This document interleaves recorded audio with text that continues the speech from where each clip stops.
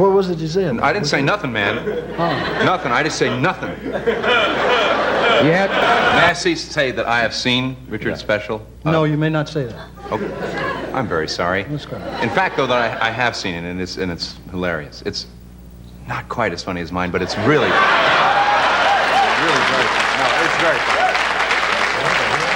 It's very funny. Have you seen Chevy's special? I don't like Chevy. Okay, we're going to come right back and take another look at the slides here right after this commercial break. So stay with us. Imagine being the funniest man in America, and 40 years later, you aren't even invited to the reunion.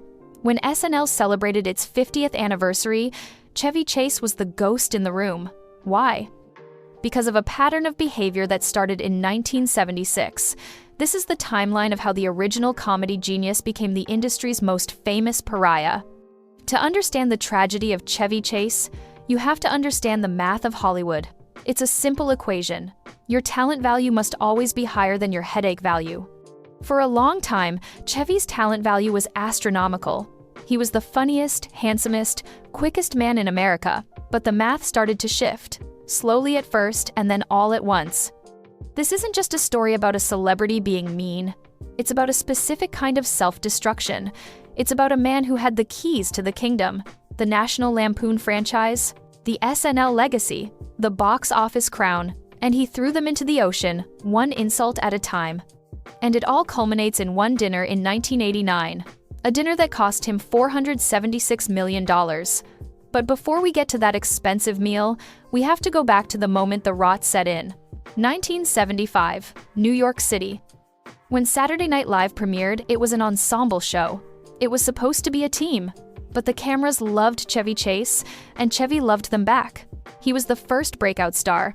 He was the only cast member whose contract allowed him to skip rehearsals. While John Belushi and Dan Aykroyd were sweating over scripts until 4 a.m., Chevy was giving interviews to New York Magazine, who put him on the cover and called him the heir to Johnny Carson. He wasn't just a comedian, he was a rock star. And at 32 years old, that level of worship is dangerous. It convinced him that he didn't need the team.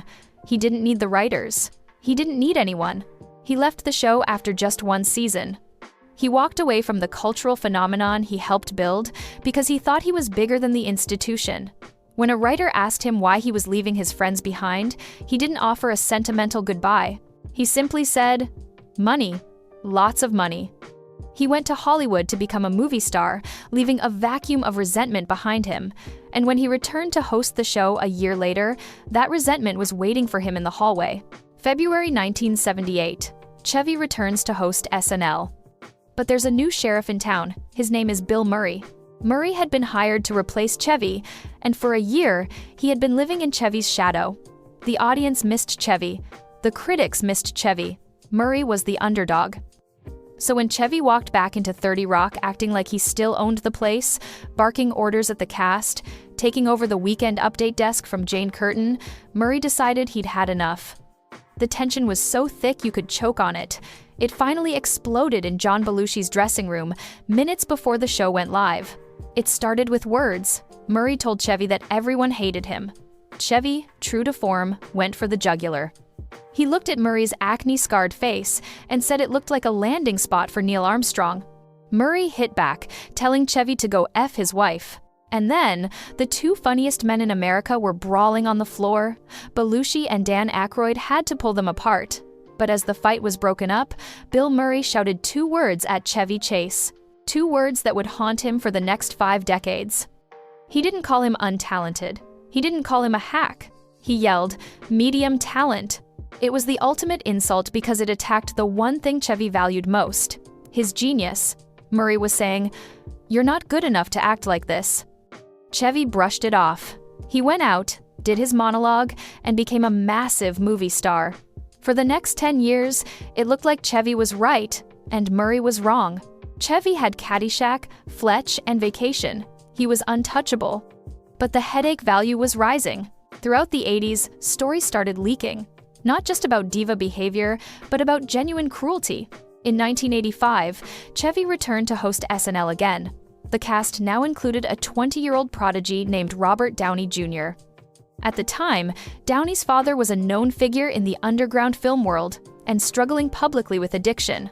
Upon meeting the young actor, Chevy didn't say hello. He asked, "Didn't your father used to be a successful director? Whatever happened to him? Boy, he sure died, you know. He sure went to hell." To a 20-year-old.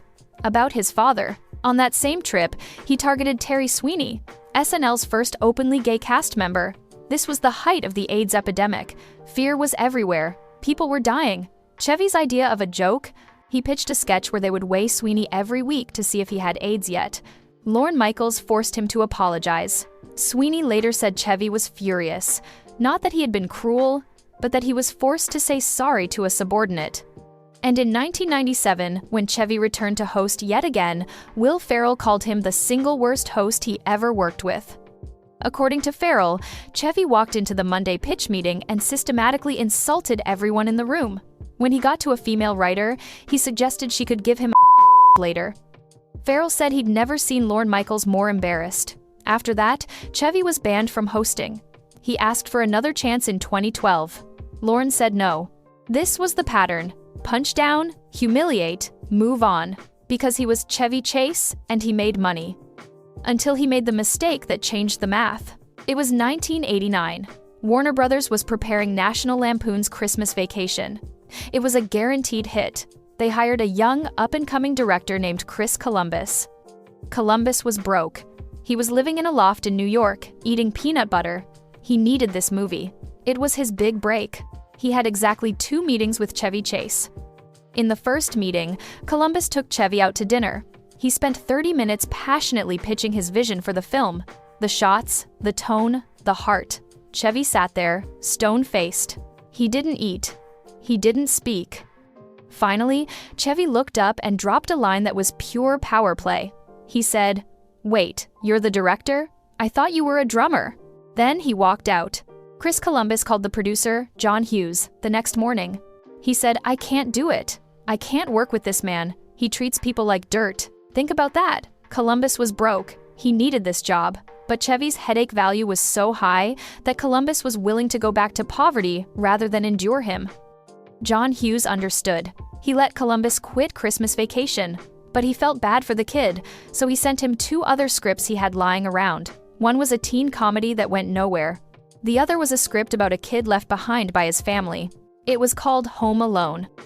Because Chevy Chase was too arrogant to treat a young director with basic human decency, Chris Columbus left his orbit and went on to direct Home Alone, which grossed $476 million and became the highest-grossing live-action comedy of all time. Chevy Chase got Christmas Vacation. It was a hit, sure, $73 million. But it was the end of the line. The franchise stopped there. Meanwhile, Chris Columbus became the king of the 90s family blockbuster, eventually directing Mrs. Doubtfire and Harry Potter. Chevy Chase didn't just lose a director, he lost the network. He lost the people who would have protected him when the hits stopped coming. And the hits did stop coming. By the mid-90s, the box office dried up. Memoirs of an Invisible Man flopped. Cops and Robersons flopped. In 1993, Fox gave him his own late-night talk show. They spent millions renovating a theater. They ran a summer-long promotional campaign. It was supposed to be his triumphant return to television. It was canceled after 5 weeks. One critic described it as vomit, nose-picking, belches, and gerbil-filled underpants, and said the show gave vulgarity a bad name. The heir to Johnny Carson couldn't last 2 months. And then came the humiliation. In 2002, Comedy Central held a roast for Chevy Chase. Usually, roasts are affectionate. Friends get up, make fun of you, and then hug you at the end. But Chevy had no friends left. The comedians on that day weren't his peers. They were strangers, and they didn't roast him. They executed him. They ripped into his failed talk show, his painkiller addiction, his bad movies. Chevy sat there, wearing sunglasses indoors, his smile fading into a grimace. At the end of the night, he didn't have a witty comeback. He looked at the audience and said 2 words. That hurt. Then he went back to his hotel room with Paul Schaefer and asked him, "Why do they hate me?" He genuinely didn't know. That is the tragedy of narcissism. You burn the village down and then wonder why no one invites you over for dinner. In 2009, the universe gave Chevy a miracle: Community. It was the perfect role. Pierce Hawthorne, an aging, out-of-touch millionaire who alienates everyone. He just had to play himself. But history repeats itself. Chevy couldn't handle sharing the spotlight with younger talent, especially Donald Glover. Dan Harmon, the showrunner, watched as Chevy tried to sabotage Glover's scenes. He would make racial cracks between takes to throw Glover off his game. He told Glover, "People only think you're funny because you're black." In 2018, Pete Davidson went on Howard Stern and called Chevy a genuinely bad, racist person and a putz. He said, "F Chevy Chase. I hate that dude." This wasn't ancient history. This was the reputation following him into a new generation. Donald Glover looked at Chevy Chase and didn't feel anger. He felt pity.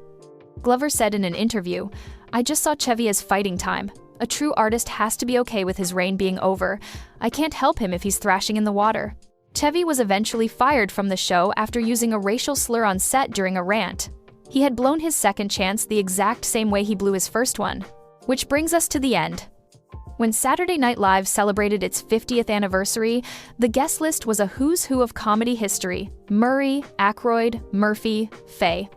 But the man who coined the phrase, Live from New York, it's Saturday night! was sitting in the audience, not on the stage. Reports surfaced that Lorne Michaels had been cautioned that Chevy wasn't focused enough to perform. Bill Murray stood on that stage and ranked the greatest Weekend Update anchors. He put Chevy fourth. Chevy later told reporters he was hurt by the exclusion. He texted Lorne Michaels, calling it a mistake. But it wasn't a mistake. It was a consequence. Chevy Chase is a living lesson in the difference between legacy and longevity. He had the talent to be the greatest of all time, but he lacked the one thing that sustains a career: generosity. Chris Columbus went on to build worlds. Bill Murray became a beloved folk hero who crashes weddings and bartends for strangers.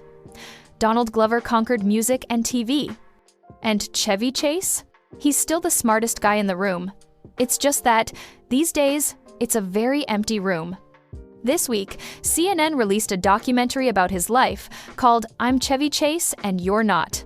The director, Marina Zenovich, said he was the rudest celebrity she has ever interviewed. When she told him she was trying to figure him out, his response was, "It's not going to be easy for you. You're not bright enough." That's who he is at 82, still swinging, still insulting, still wondering why nobody wants to be around him. 50 years later, the punchline finally landed. He's Chevy Chase, and nobody else wants to be. So yeah, that's the Chevy Chase story they don't really tell you about. If you found this interesting, go ahead and like the video, subscribe if you haven't already, and hit that bell if you want to be notified when I drop the next one. Leave me a comment and tell me who else deserves a deep dive like this. I've got a whole list, but I want to hear from you. Thanks for watching, and I'll see you in the next video.